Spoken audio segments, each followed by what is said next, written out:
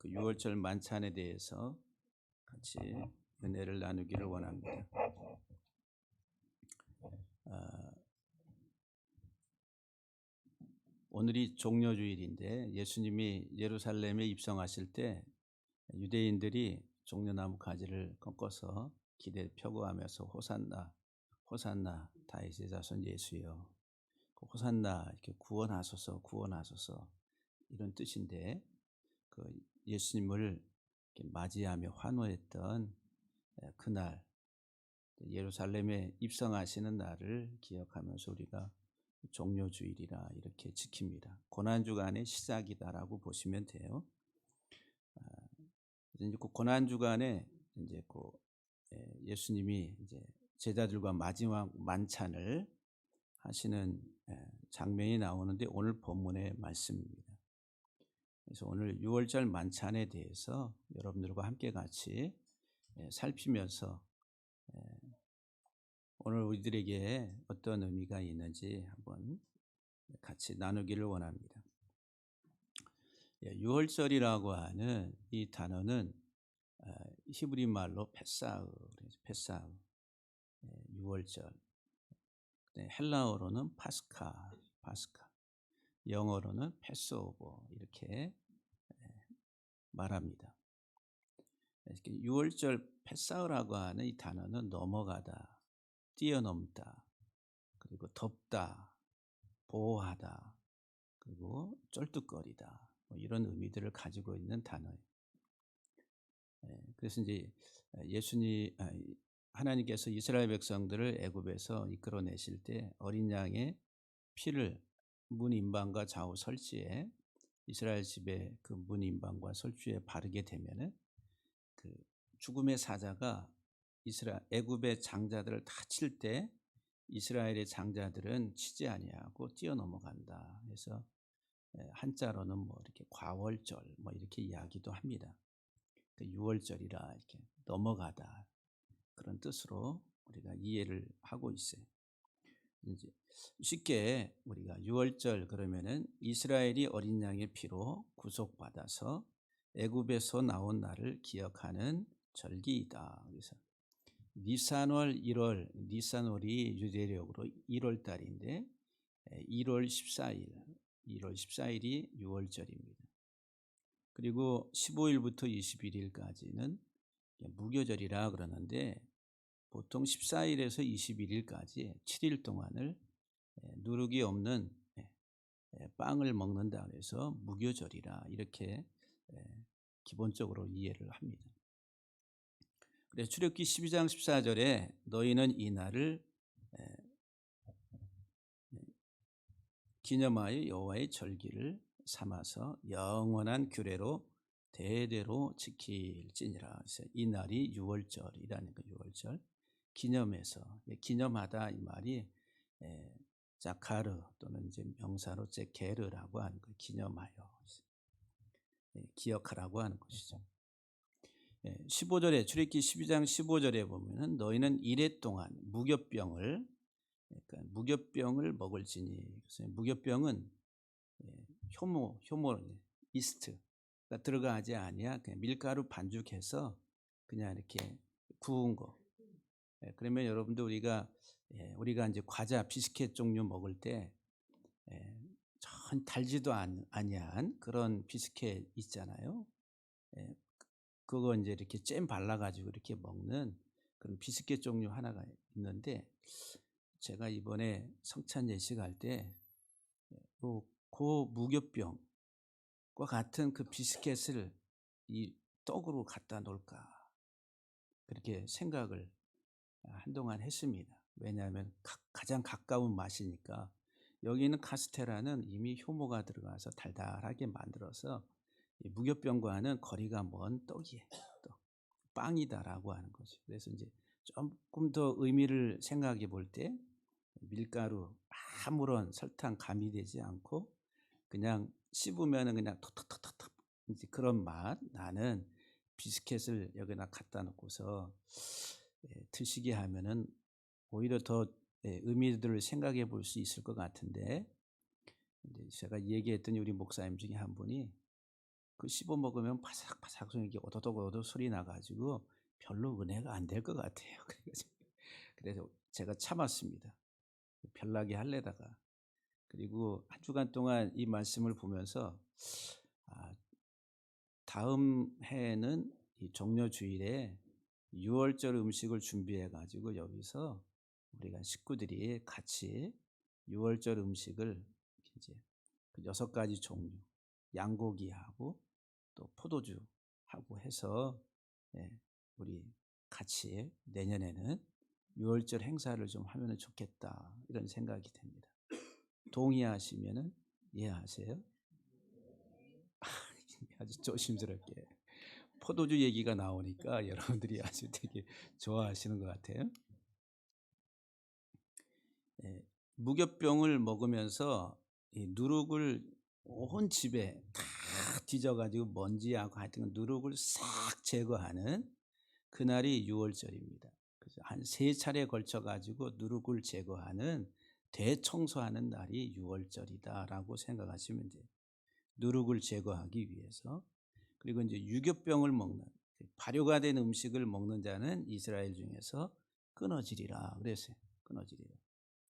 그래서 이제 6월절은 하나님의 어린 양이신 예수 그리스도로 말미암아 우리를 이 세상에 임금된 마귀 사탄으로부터 구원하시는 제2의 출애굽으로서 하나님의 일하심을 보여주는 하나의 그림이다라고 생각하시면 됩니다.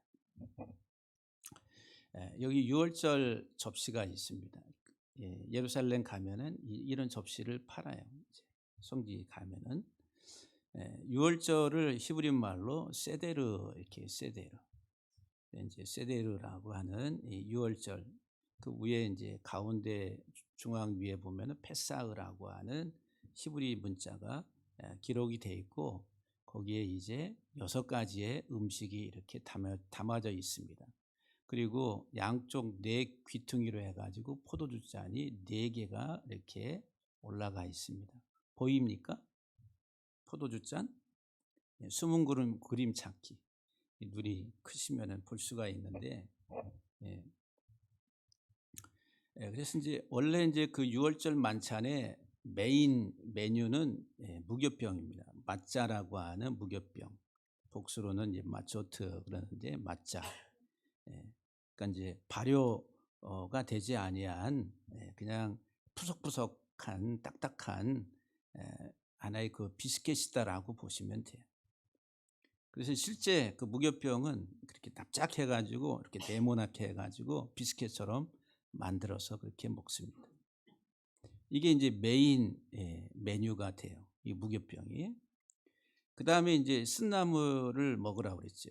출애굽기에 보게 되면은 그 쓴나물이라고 하는 게 여기에 마로르라고 하는 거하고 그 다음에 하제렛이라고 하는 쓴나물이 있어요. 마로르는 이 뿌리 열매이고, 그러니까 뿌리. 그러니까 뭐 그림에 보면은 중앙 가운데에 그 당근같이 돼 있는 저게 이제 마로르라고 하는 뿌리, 쓴 뿌리를 말해 쓴 뿌리. 그 다음에 쓴 나물 하제렛이라고 하는 그 밑에 그게 이제 고추냉이 같은 먹으면 잎사귀 같은 건데 먹으면은 아주 매콤하게 씹히는 거 있죠. 고추냉이, 서양 고추냉이라 이렇게 이야기합니다. 그 다음에 갈색의 하루 소스라고 하는 이것은 이제 뭐 견과류, 사과, 꿀 이렇게 이제 첨가해가지고 갈색이 나오게 하는 갈색 소스를 하루셋이라고 해요. 아주 단맛이 납니다. 단맛이. 그래서 이제 이 소스에다가 이렇게 찍어서 먹어요. 그 다음에 푸른 야채는 카르파스라고 해가지고 파슬리 같은 이런 이제 아주 야채입니다. 푸르른 봄에 많이 나오는 야채다라고 보시면 돼요. 그 다음에 이제 그 오른쪽 위에 보면은 이 닭다리 같은 이렇게 있죠. 그게 이제 양의 정강이 뼈라고 하는 거예요. 그리고 실제로 그 닭 날개를 대용으로 해서 먹기도 합니다. 이거를 제로아라고 그래요. 그 다음에 왼쪽에 맨 위에 있는 게 이제 베이자라고 하는 삶아가지고 계란을 구워서 단단하게 만들어요. 이제 그 계란을 먹게 됩니다. 그리고 이제 양쪽 네 귀퉁이에다가 네 잔을 이렇게 해놓고서 이제 이 만찬 시간에 포도주 네 잔을 마시게 된다라고 하는 거예요. 요게 이제 유월절 만찬에 나오는 음식들이다라고 하는 거예요. 유월절 만찬. 드시고 싶지요? 네? 내년에 우리 여전도에 종려 주일 되면은 유월절 만찬을 이거 한번. 근데 이런 음식을 이제 파는 이스라엘 문화원 같은데 있는데 굳이 뭐 거기 안 가더라도 우리가 구운 계란 만들고 파슬리 만들고 그다음에 고추냉이로 쓴나물 만들고 그다음에 이제 이 소스도 갈아 가지고 충분히 만들 수가 있어요. 한번 만들어 가지고 내년에는 한번 같이 우리 맛이 어떤가 한번 쓴맛을 보는 것도 좋겠다라고 하는 생각이 듭니다. 이 각각의 음식은 먹는 순서가 있습니다. 유월절 만찬의 시간 동안에 마시는 네 잔의 포도주가 순서를 정하는 이정표 역할을 한다. 포도주 네 잔이 그래서 이제 포도주 네 잔이라 하시죠.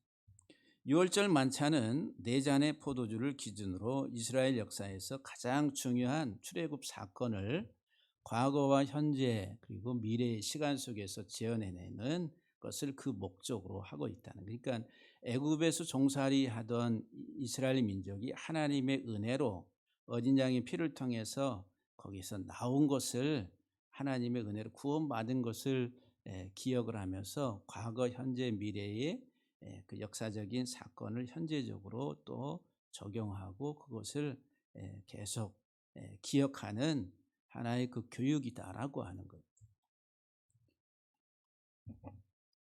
네 개의 포도주 잔은 그 근거가 어디에서 이제 그 네 잔을 만들었냐 하면은 출애굽기 6장 6절 이하 7절 말씀에 보면은 그러므로 이스라엘 자손에게 말하기를 나는 여호와라 그랬어요. 내가 애굽 사람의 무거운 짐 밑에서 너희를 빼내며 여기 한 잔입니다. 그래서 성별의 잔이라.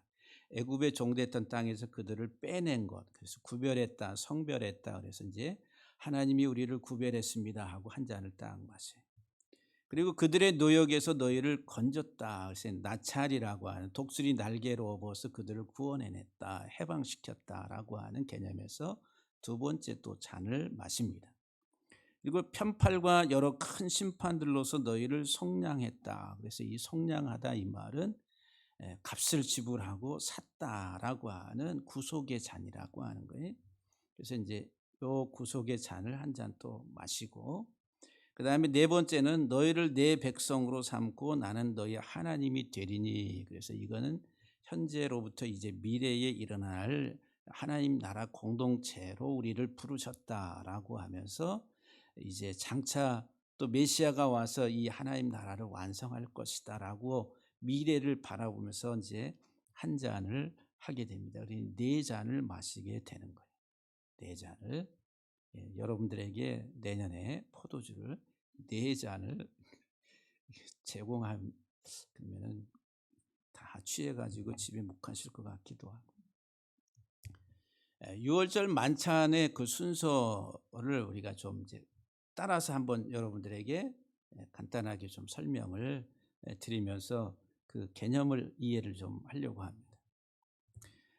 6월절 만찬을 세데르 이렇게 히브리 말로 세데르라고 하는데 이제 시작은 초 또는 등잔에다가 불을 켜면서 이제 시작이 됩니다.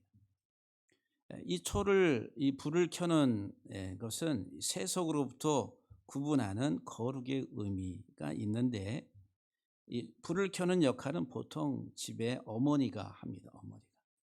그래서 우리가 결혼식 때 초 점화하는데 누가 나와서 점화를 해요? 양가 어머님이 나와서 이렇게 초에다가 점화를 합니다. 근데 유래가 어디서 왔는지 모르겠지만은 근데 이제 이 유월절 때에 등잔에 점화하는 불을 켜는 역할은 어머니가 하는데 그 어머니는 가정에 빛과 따뜻함을 가져다주는 존재로 여겼기 때문에 그렇다는 거예요. 그리고 특별히 이제 이 빛이라고 하는 것은 이 말씀이 말씀 그래서 이제 유대인들은 자녀 교육의 상당 부분을 어머니가 책임을 집니다. 그래서 이제 유대인 여자와 이방인 남자가 결혼해서 아이가 태어나면은 자동적으로 그 아이는 유대인이 돼요. 유대인이 어머니가 될 때는. 근데 유대인 아버지와 이방인 여인과 결혼해서 나오는 자녀는 자동적으로 유대인이 되지 않습니다. 왜냐하면은 어머니의 영향력이 그만큼 유대 사회에서는 크기 때문에 그 말씀을 가르치고 교육하는 데 있어서 그래서 이제 어머니가 이 촛불을 켠다라고 하는 거예요. 오늘날 우리 한국 사회는 다르죠. 그래서 이제 촛불을 켜고서 다 같이 가족 전체가 이제 가족 중심으로 해서 유월절을 지키거든요. 가족이 다 같이 뭐라고 이렇게 같이 낭독하냐면은 온 우주의 왕 되신 우리 하나님을 송축합니다. 주님께서 당신의 계명으로 말씀으로 우리를 거룩하게 하시고 우리에게 유월절 촛불을 켜도록 명하셨습니다. 촛불을 켤 때에 그렇게 같이 함께 같이 합창하듯이 그렇게 이야기합니다. 그러면 아버지가 이제 불이 딱 켜지면은 가장이 이제 유월절이 시작됐습니다 하고 이제 선포를 하고 유월절 공식 이제 음식을 나누는 거예요. 그래서 첫 번째 이제 포도주 잔을 이제 아까 출애굽기 6장 6절 상반절에 내가 애굽 사람의 무거운 짐 밑에서 너희를 빼내며 그래서 애굽의 종살이 애굽에서의 고된 하나의 그 삶의 그 종살이로부터 이끌어내서 구별해서 성별했다라고 하는 개념에서 이거를 성별의 잔이다라고 그래요. 그래서 첫 번째 잔을 따르고 축복문을 낭송합니다. 주로 이제 축복문은 만왕의 왕 우리 하나님께서 우리를 구원하셨습니다라고 하는 이제 그런 송축하는 그런 내용의 축복문을 낭송하면서 이제 유월절 만찬이 시작이 됩니다. 그리고 첫 잔을 따르고 그리고 한 모금 마시고 우리는 구별됐습니다. 우리는 하나님께서 특별하게 구별해서 애굽의 종살이에서 이끌어냈습니다라고 이렇게 선언을 하게 됩니다. 그 후에 음식을 먹기 위해서 또 손을 닦아요. 그 손을 닦을 때는 이런 이제 주전자 같은 게 있어요. 그러면은 손을 이렇게 들어요. 손을 들면은 여기다가 손등하고 이렇게 물을 이렇게 한번 뿌려서 이렇게 수건으로 닦습니다. 이런 이제 손 씻는 의식이 첫 번째 잔을 들고 나서 있습니다. 이때 이제 예수님께서 제자들의 발을 씻겼을 것이다. 요한복음 13장에 나오는 이제 만찬 때에 제자들의 발을 씻기는 장면이 나옵니다. 요한복음 13장 4절 이하 5절에 보면 저녁 잡수시던 자리에서 일어나 겉옷을 벗고 수건을 가져다가 허리에 두르시고 이에 대야에 물을 떠서 제자들의 발을 씻기시고 그 두르신 수건으로 닦기를 시작하여 그랬어요. 그러니까 베드로가 뭐라고? 내 발을 절대 씻지 못하시리이다. 어떻게 스승님께서 선생님께서 내 발을 닦아주신 내가 오히려 닦아드리지 종이 해야 될 일을 스승이 하시고 계시니까 몸둘 바를 모르면서 내 발을 절대로 씻지 못하시리이다. 이렇게 대화들이 오고 가는 장면들이 나옵니다. 그게 이제 이 첫 번째 포도주 잔을 통해 가지고 그 사이에 있었던 손 씻기 과정. 그래서 이제 손을 씻는 이것도 상징적인 것은 예수 그리스도의 피로서 우리의 모든 죄를 정결하게 깨끗하게 씻을 것에 대한 하나의 상징적 예표라고 볼 수가 있습니다. 두 번째 이제 포도주 잔을 따는데 이 두 번째는 6장 6절에 그들의 노역에서 너희를 건지며 그래서 이제 애굽의 그 고된 노역으로부터 노동으로부터 구원받은 것에 대해서 감사하면서 두 번째 잔을 따르는데 따로 놓고서 이제 자녀들은 부모에게 이 저녁에 만찬이 일어나니까 왜 이날 밤은 다른 날과 다릅니까? 그래서 이제 아까 그 접시에 보게 되면은 밑에 거기에 영어로 왜 이날 밤은 다릅니까? 라고 그렇게 써놨어요. 왜 이날 밤은 다릅니까? 다른 평범한 날들과 왜 이날 밤은 다르냐? 라고 하면서 네 가지 질문을 하는 거예요. 왜 이 밤에는 무교병을 먹어야 됩니까? 특별히 이런 질문을 하는 것은 누가 하냐면은 그 가정의 가장 어린 아이, 막내둥이 들이 이제 주로 하는 역할이다라고 하는 거예요. 어린 아이가 아버지에게 이렇게 왜 이날 밤은 다른 날 밤과 다르냐고 하면서 이 밤에 왜 이 맛없는 무교병을 먹어야 됩니까? 그리고 왜 이 밤에 이 쓴 이 쓴나물을 먹어야 됩니까? 그리고 세 번째, 이 밤에 왜 푸른 채소를 소금물에 찍어 가지고 먹어야 됩니까? 라고 이렇게 물어봐요. 푸른 채소를. 그리고 이제 네 번째는 왜 이렇게 비스듬히 이렇게 기대해 가지고 식사를 해야 됩니까? 라고 네 가지 질문을 한다라고 하는 거예요. 네 가지 질문. 제자들이 이런 질문을 했겠어요? 그래서 이제 가장이 하나님께서 이스라엘을 애굽에서 구원하신 일에 대해서 이제 자세히 설명을 합니다. 이제 왜 무교병을 먹느냐? 무교병은 이제 발효되지 아니한 누룩이 들어가지 아니한 빵을 말하죠. 근데 이제 이 발효가 되려면 시간이 걸리잖아요. 그러니까 이제 바로 그날 밤에 막 뛰어나가야 되는데 누룩이 형성이 돼 가지고 발효가 되기까지는 시간이 많이 걸리니까 바로 먹고 나가려면은 누룩이 없는 빵을 먹을 수밖에 없었다라고 하는 개념에서 출애굽의 긴박성을 허리에 띠를 띠고 신을 신고 그다음에 서 가지고 막 먹고서 막 나가야 되는 그 출애굽의 긴박성들 이렇게 빨리 행동으로 옮겨야 되는데 그다음에 이제 누룩이 주는 것은 죄라고 하는 죄. 죄가 죄로부터 벗어나는 이제 그리고 이제 병 자체가 이 떡 자체가 예수님을 상징하기 때문에 죄 없으신 예수 그리스도를 말하는 거죠. 어린 양이신 예수 그리스도를. 그다음에 이제 쓴나물에 대해서는 이 마로르나 하제렌, 이 고추냉이 이와 같은 애굽에서의 고된 고난의 삶을 그 말해 눈물 젖은 빵을 먹어보지 아니하고서는 논하지 말라. 뭐 이런 이제 자기의 이 과거의 고난의 고통의 시간들을 그렇게 표현합니다.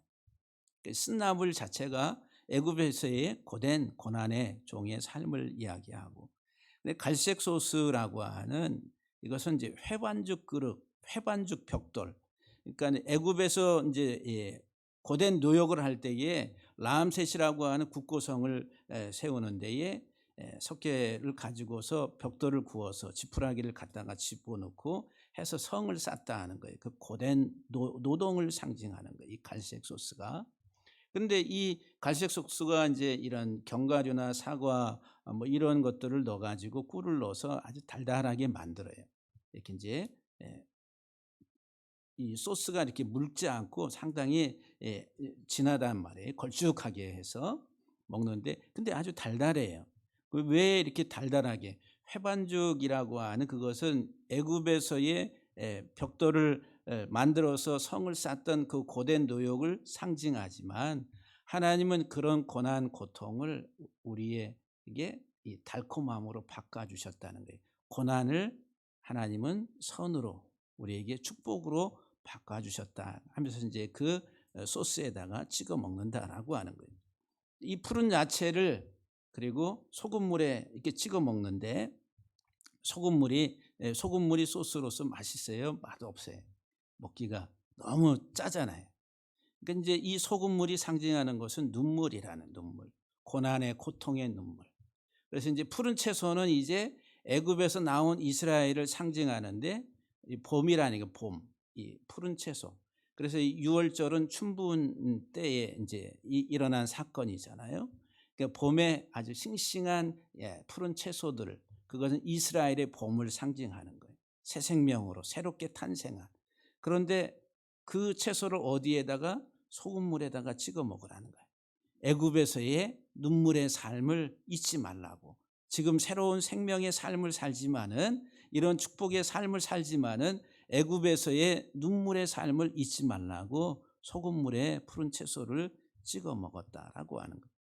그리고 비스듬히 기대서 식사하는 것은 주인들이, 종들이 아니라 주인들이 여유롭게 종들이 갖다 주는 음식을 갖다 만찬을 하면서 먹는 거죠. 그러니까 이스라엘은 애굽에서 그런 삶을 살지 못했는데 이제는 편하게 기대가지고 자유를 누리면서 이렇게 식사를 한다라고 하면서 이제 기대가지고 식사를 하는. 그래서 이제 여러분들 우리가 이제 그 무슨 다빈치 그림에 보면은 그 이제 성만찬 그림에 보면 이렇게 쭉 옆으로 기대 있는 어떤 그런 모습이 나오죠. 그게 이제 주인으로서의 여유로운 식사의 모습이다라고 하는 거예요. 이렇게 이제 설명을 쭉 아버지가 자녀들에게 그 음식에 대한 설명을 합니다. 뭐를 이야기하려고? 애굽에서의 종살이에서 이끌어내신 하나님의 은혜를 이야기하면서 아이들에게 그렇게 가정에서 교육을 하면서 이스라엘 민족의 공동체의 정체성을 이렇게 확립을 유지해 왔다라고 하는 거예요. 그 후에 세 개의 무교병을 이렇게 겹쳐가지고 싸서 탁 가운데를 자릅니다. 그러면서 큰 거를 이렇게 보자기에 싸가지고 싹 감춰둬요. 그거를 아피코만이라 그래요. 아피코만이라. 나중에 뒤에 가서 그냥 감춰둬요. 보물 찾기 하듯이 감춰뒀다가 이제, 왜냐하면 이제 가서 또 손 씻고 화장실 갔다 오고 그러면은 딱 몰래 어떤 벽의 밑에라든지 어디에다 이렇게 감춰두면 이제 그 식사하는 도중에 이제 나중에 보물 찾기를 하듯이 그거 찾아오라고 합니다. 그러면 그거를 찾아오면은 보상을 해줘요. 보상을 해주면서 그것을 나중에 또 같이 그 소스에다가 찍어서 먹습니다. 그 다음에 이제 세 번째 잔을 따르고 이제 축복을 합니다. 출애굽기 6장 6절 하반절에 편팔과 여러 큰 심판들로서 너희를 속량하여. 그래서 세 번째 잔은 구원의 잔, 구속의 잔, 감사의 잔이라. 현재 우리가 이렇게 하나님의 구원의 놀라운 은총 속에서 이렇게 살고 있다라고 하는 것들을 이야기합니다. 그 유월절 맞자 이 무교병을 먹기 위해 축복문이 낭송이 되고, 예수님이 이때 맞자를 이 무교병을 떼어간 축복문을 낭송하시고 제자들에게 나누어 주십니다. 근데 이제 이 무교병 사이에 쓴나물을 집어넣어요. 이제 비스켓, 우리가 이제 아주 그 달달하지 아니한 그 비스켓 사이에다가 이렇게 뭐를 잼을 넣고서 이렇게 먹으라고 만들어 나온 그런 비스켓 종류가 있잖아요. 제가 얼마 전에 한참 전에 그런 이제 외국 과자 같은데, 근데 그냥 먹으면 맛이 없어요. 뭔가 땅콩 소스라는 이게 이렇게 발라가지고 딸기잼을 바르든지 해서 이렇게 먹어야지 좀 먹을만한 이제 그런 비스켓인데, 이게 이제 무교병이 그런 거예요. 그러니까 이 무교병 하나 둘 사이에다가 쓴나물을 집어넣어요. 쓴나물을 집어넣어서 그거를 이제 힐렐 샌드위치라 이렇게 불러요. 힐렐 샌드위치. 그래가지고 그것을 아까 그 소스에다가, 하롯의 소스에다가 찍어서 먹습니다. 이게 이제 유월절 만찬 때 먹던 하나의 음식이다라고 하는 거예요. 예수님은 이때 이제 가룟 유다의 배반을 이야기하시죠. 요한복음 13장 21절 26절에 보면은 예수님께서 이 말씀하시고 심령이 괴로워 증언하여 이르시되 내가 진실로 진실로 너희에게 이르노니 너희 중 하나가 나를 팔리라 하시니.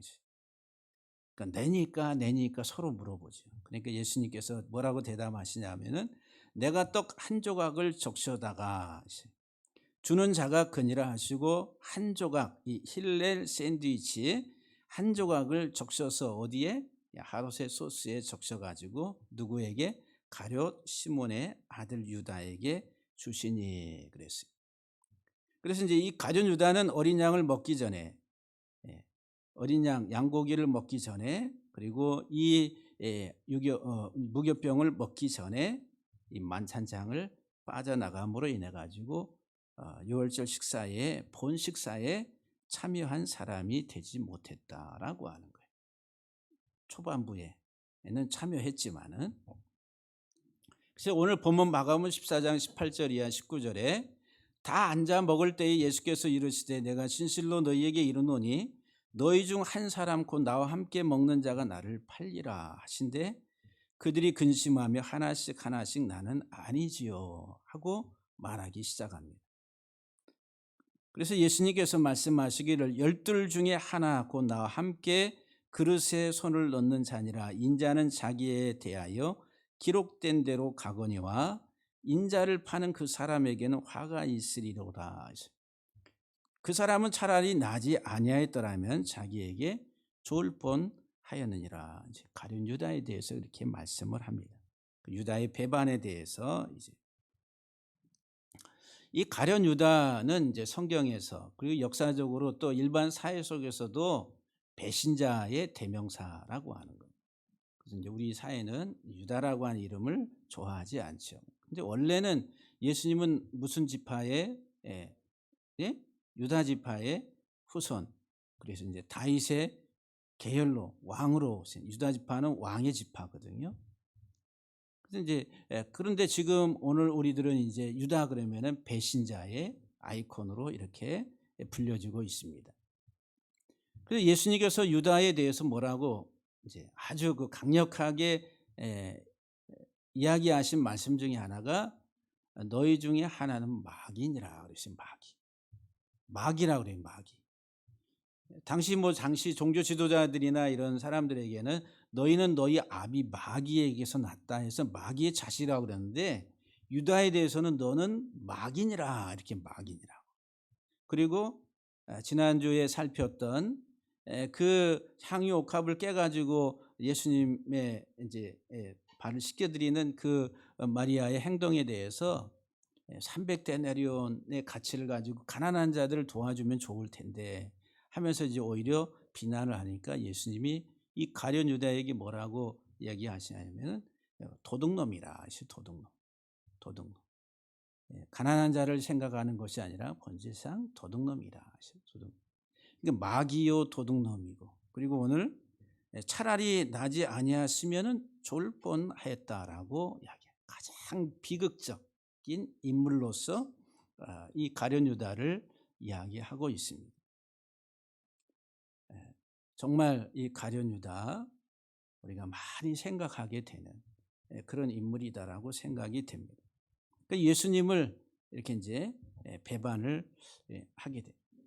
이제 유다가 나가고 이 유월절 만찬의 메인 메뉴인 어린 양을 먹기 위한 축복문이 낭송이 되고 식사가 진행이 됩니다. 어린 양의 식사를 마친 후에 아이들은 아까 그 쪼갰던 맞자에 그 쪼개진 부분이 아피코만이라고 하는 그 아피코만은 1세기, 2세기 당시에 예수님을 상징하는 것으로 그 당시 사람들에게 인식이 됐습니다. 유월절 행사를 할 때에 그래서 이제 아파크라고 꽉 붙잡다라고 하는 단어에서 뒤에 만이라고 하는 것은 만나라고 하는 것 만나. 그러니까 꽉 붙잡아야 될 만나. 누구예요? 예수 그리스도라고 하는 거죠. 그래서 이 아피코만을 이렇게 찾으라고 그래. 아이들한테 보물 찾기 하듯이 야 가서 찾아와 그러면 아들이 신나가지고 찾습니다. 그럼 찾아온 아이에게는 돈으로 보상을 해줍니다. 그리고 그 찾아온 아피코만은 절반으로 쪼갰던 그 무교병은 다시 잘게 부숴가지고 함께 같이 이 하롯의 소스에 찍어가지고 한 조각씩 나눠 먹습니다. 그리고 나서 이제 예수님께서는 이 마차, 이 무교병을 자신의 몸에 비유하시고 말씀하시는 거예요. 어린 양의 고기와 무교병을 먹기도 하고. 그래서 오늘 본문 22절에 보면은 그들이 먹을 때에 예수께서 떡을 가지사 축복하시고 떼어 제자들에게 주시며 이르시되 받아 먹으라 이것은 내 몸이니라. 무교병 떡을 예수님의 몸으로 비유로 해서 말씀하신 받아 먹으라고 이것은 너희를 위한 내 몸이다라고 말합니다. 그러니까 이 무교병은 누룩이 없다는 거예요. 그러면 누룩이 없는 예수 그리스도, 다시 죄가 없으신 예수 그리스도. 그래서 이제 기념하라 그러죠. 기억하라고. 나를 기억하라, 기억하라. 기억하라고 하는 진짜 가르라고 하는 히브리 단어가 그 개념이 어떤 개념이 고통받는 죄가 없는 사람이라고 하는 거예요. 우리가 기억해야 될 내용이 이 기억하다라고 하는 단어 속에 고통받는 죄가 없는 사람 예수라고 하는 거예요. 그러니까 예수님은 우리 위해서 이 땅에 오셔서 고난을 받으시는데 그분은 죄가 없다라고 하는 게르라고 하는 이 단어 속에서. 그래서 예수님이 이 무교병을 주시면서 이것은 너희를 위한 내 몸이니라 이렇게 말씀. 그럼 이 유월절 식사가 끝나면 세 번째 포도주 잔을 들고 애굽과 죽음의 사자로부터 구원해 주신 이를 기념하는 감사의 잔, 구속의 잔을 마시게 됩니다. 그래서 예수님은 식사를 마치시고 세 번째 잔을 들면서 자신이 곧 십자가에서 흘리실 피와 포도주를 연결시켜서 이 잔을 받아 마시라. 이것은 너희를 위해 흘리는 나의 피, 언약의 피니라. 이렇게 말씀하시는 거예요. 오늘 본문 14장 23절 24절 말씀에 또 잔을 가지사 감사 기도하시고 그들에게 주시니 다 이를 마시매 이르시되 이것은 많은 사람을 위하여 흘리는 나의 피 곧 언약의 피니라 그랬어요. 그러니까 이 포도주 네 잔이 주는 전부 다 네 잔이 성별, 구원, 구속 그리고 하나님의 공동체, 하나님 나라를 이루는 그 개념의 잔들이다라고 하는 거죠. 그 예수님께서 이제 그 피를 통해서 이루셨다라고 하는 거예요. 바울도 말하기를 고린도 전서 5장 7절에 너희는 누룩 없는 자인데 새 덩어리가 되기 위하여 묵은 누룩을 내버리라 했어요. 예수 그리스도 안에서 구원받은 자들은 누룩 없는 자다라고 하면서 너희 속에 있는 묵은 누룩을 다 버리라고.